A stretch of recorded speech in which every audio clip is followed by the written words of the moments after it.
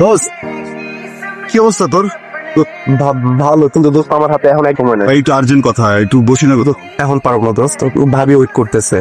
এখন যাই দোস্ত। ভাবি ওয়েট করতেছে মানে কি? ঠিক ভাবিদের জন্য ভাইয়ারা যাবে, তুই যাইতেছিস কেন? তুই কি ভাবি চেক আউট করিস নাকি ইদানিং? আরে দোস্ত কি যে বলস, আমার গার্লফ্রেন্ড মানে তোর ভাবি, আমি নিউ রিলেশনে গেছি দোস্ত।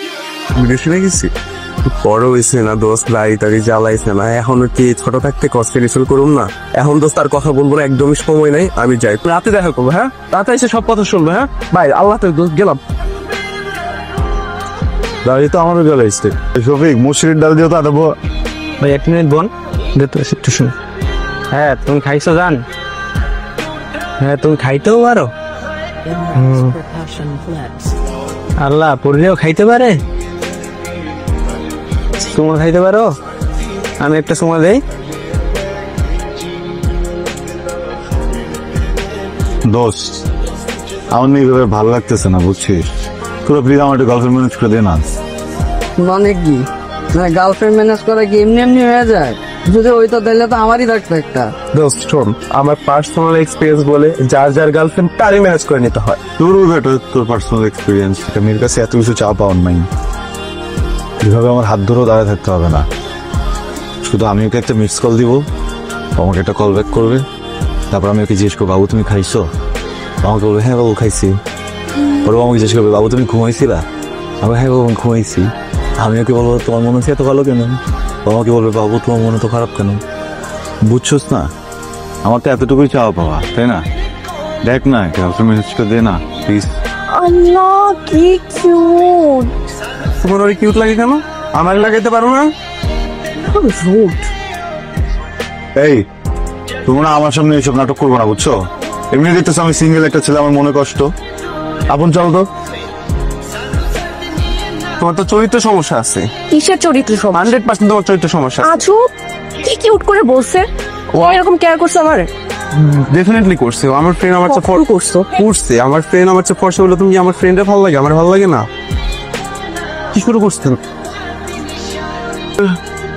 নওয়া দরজান থেকে মাইয়া পাইছি। হ্যালো, আসসালামু আলাইকুম, আমার নাম সেতু, আপনার নাম প্রিয়া তাই না? আমি আমার বন্ধুর কাছ থেকে খবর নিচ্ছি, বুঝছেন? আমি যখন জানতে পারছি যে আপনার নাম প্রিয়া, তখনই বুঝছি যে আপনার সাথে আমার কোনো না কোনো একটা ঘটনা ঘটবে। প্রিয়া নামটার ভিতর না কেমন যেন একটা ব্যাপার আছে। আমার মনে হয় আমার আর আপনার খুব জমবে। আচ্ছা, আমার কিন্তু আপনাকে পছন্দ হয়েছে। আপনার আমাকে পছন্দ হয়েছে না মানে দেখেন নাই? তাহলে কথা হয়েছে কোনোদিন? না তো। তাহলে পছন্দ হবে কি করে? আপনি মনে হয় একটু বেকুব আছেন, তাই না? হ্যাঁ, একটু একটু মনে হয় আছি আর কি। শুধু বেকুব না, আপনি একটু বাঁচালো। আচ্ছা, আমি তারপর দেখুন দেবো না বাকি। এরকম বদমেজাজের ছেলের সাথে তুমি কথা বলবো না। আরে বদমেজাজ কখন দেখালাম আমি আপনাকে? বুঝলাম না তো বিষয়টা। এই যে শুরুর দিনই আপনার আমি একটু কথা বললাম, তাতে আপনার গায়ে লেগে গেল। এটা তো বদমেজাজের মানুষের লক্ষণ, তাই না?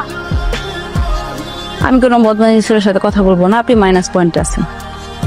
মাইনাস পয়েন্ট মানে? কত মাইনাস দিয়েছি? মাইনাস 5। ও সমস্যা নেই, মানে প্রেমিকা দিস ভালো কথা। আর বললি না কেন ওই মেয়ে অন্য ধর্মের? তুই আমার জীবনে প্রেশার দিতেছে। আমি তো পুরো ব্যস্ত হয়ে গেছিলাম। একটা মেয়ের খোঁজ পাইছি, নাম জানলাম প্রিয়া। আর প্রিয়া নামের ব্যাগের মধ্যে তার লেখা নাই যে সে কোন ধর্মের। প্রিয়া নামে তো সব ধর্মের মেয়ে হয় না? তাছাড়া তুই তো আমার কাছে না চাইছিলি নাকি? চাইছিলি বল। চাইছি তো, চাইছে দিছি হিসাব বরাবর। এমনিতেও তো তুই আমার কাছে মাইয়া চাওয়ার সময় স্পেসিফিক করে বলে দেস নাই যে আমি হিন্দু হতে হবে না, বৌদ্ধ হতে হবে না, মুসলমান হতে হবে না, খ্রিস্টান হতে হবে, বলছিলি? আরে ভাই এটা তো কমন সেন্স। আমি যে একটা মেয়ের সাথে প্রেম করতেছি, এই মেয়েটা যে অন্য ধর্মের, আমি ওকে বিয়ে করবো কিভাবে? আরে তুই না বলি প্রেম করবি, এখন বিয়ের ব্যাপার আসলো কোথেকে? প্রেম করবো বিয়ে করবো না? কি করবো এটা বল। কি আবার করবি? তোর কিছু করতে হবে না। আমি মায়েরা ফোন দিয়ে বলতেছি যে শুধু তোমার লাগে আর যোগাযোগ করবো না। মানে কেন থাকবো না? আর আমাদের সম্পর্ক তো এখন আর আপনি আপনিতে না, এটা তো তুমি তুমিতে হয়ে গেছে না।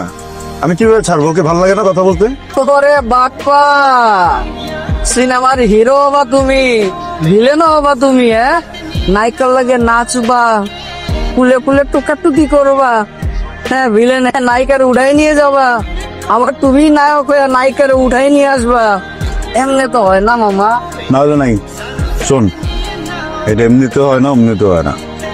আমি এক ধর্মের, মেয়ে আর এক ধর্মের, দুদিন পরে এটা এমনিও ছাড়া ছেড়ে যাবো, বুঝছস না? তো যে জিনিস শেষই হয়ে যাবো ওইটা আগে ছেড়ে কি লাভ? কোনো কথা বললে ভালো লাগতেছে, একটু কথা বলি। সে তো নিয়ত গুণে কিন্তু বড় কথা। তুই যদি আগেই নিয়ত করো যে তুই এমনি ছাইরা দিবি, তাহলে কিন্তু এমনি যাবো, পরে হাজার চেষ্টা করলে কিন্তু আর ব্যাক পাবি না। আমি এমনিতেও তোর এই সিনেমার এন্ডিং এ ট্র্যাজেডি দেখতেছি, আর সেই ট্র্যাজেডি দেখার অপেক্ষায় থাকলাম। বিস্কুটের টাকা দিয়ে দিবি? না তুই দিবি। এত কথা বলতেছস কেন? আমি কথা বলবো, তুই খা খা। এটা কিন্তু এমনিতেই তোর জীবনের প্রথম প্রেম। অনেকগুলো সমস্যা দেখে বলি। হ্যাঁ, সমস্যা নাম্বার 1, আমি একটু লজ্জা পাইতেছি। প্রথমবার কোনো মেয়ের সাথে দেখা করতে আসছি তো, হাত পা কাঁপতেছে। আর সমস্যা নাম্বার 2, আমার বিশ্বাসই হইতেছে না যে আমার একটা গার্লফ্রেন্ড আছে। হাঁটায় কান্না আসতেছে, খুব আবেগ কাজ করতেছে ভিতরে, খুব কেমন যেন অস্থির অস্থির লাগতেছে। আমি এখানে কান্না উচিত কিনা এটাও বুঝতেছি না, কনফিউশনে পড়ে গেছি। যে বদমেজাজি আর বাচাল এটা এতদিন জানতাম, কিন্তু তুমি তো আসলে একটা সিনেমা। তোমার পয়েন্ট কাটা গেছে, মাইনাস কত? -10 পয়েন্ট কাটা।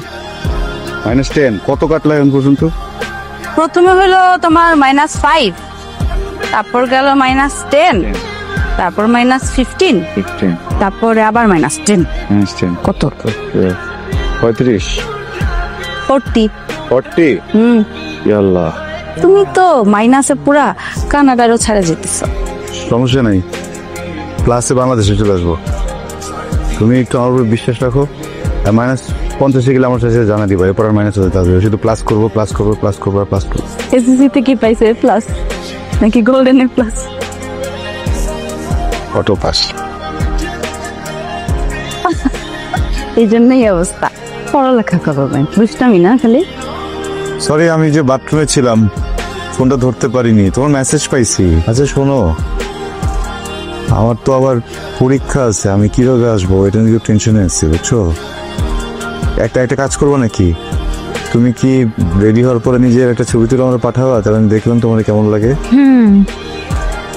প্রথমবার এরকম লাল শাড়ি পরবো, কত কিছু প্ল্যান করছিলাম। অসুবিধা নেই, পরের বছর হবে না। সমস্যা নেই বাবা, তাহলে কোনো কিছু করা লাগবে না, এক্সাম অনেক গুরুত্বপূর্ণ, ওইটা মনোযোগ দিয়ে দাও, ঠিক আছে? পুজো তো প্রত্যেক বছরই হয়, এক্সামটা সবসময় আসবে না, পরের বছর পূজাতে আমরা। কিরে, কোনে কার সাথে কথা বলো? দাদা ওই বান্ধবীর সাথে। প্রিয়া, চেহারা কি হয়েছে তোমার?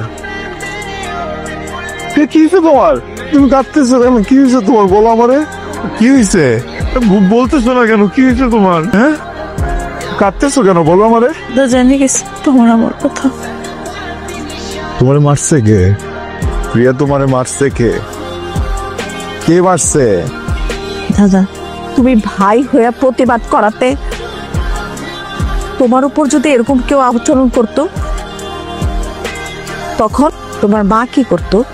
তোমার মা তো আসছে না, আর বাবা, তুমি এক কাজ করো, তুমি না আমারও মাইরা ফেলাও, ওর বাবারও মাইরা ফেলাও, আমার ঘর বাড়িতে আগুন জ্বালিয়ে দাও, তোমার যত লোকজন সব নিয়ে আসো। দাঁড়া আসো কেন? হ্যাঁ, আমি আমার মেয়ের কাইটটা ভাষায় দেবো, কিন্তু তাও একটা মুসলমানের ঘরে আমি দিব না। তুমি এক কাজ করো, তুমি আমার মাইরা ফেলো। হ্যাঁ, মারতে শুনে কেন? মা মারো, মাইরা ফেলাও আমারে, মারো, মারো না, তুমি আমারে মাইরা ফেলাও, মারতে শুনে কেন? কি হয়েছে? হ্যাঁ, কি হয়েছে? আন্টি প্লিজ, ওকে মারেন না আন্টি। কি করবি? হ্যাঁ, কি করবি? আমারে মারবি? মার, দাঁড়ায় আসিস কেন? দাঁড়ায় আসিস কেন? মার না, মাইরা ফেল। আমার ছেলেরে মাইরা হয় নাই? হ্যাঁ, আমি আমার মেয়ের গায়ে হাত তুলতেছি, সেজন্য তোর প্রতিবাদ দিতে হবে। দাঁড়ায় আসিস কেন? বলতেছিস আমি, মার না। আন্টি, আমি অনেক বড় অন্যায় করে ফেলছি।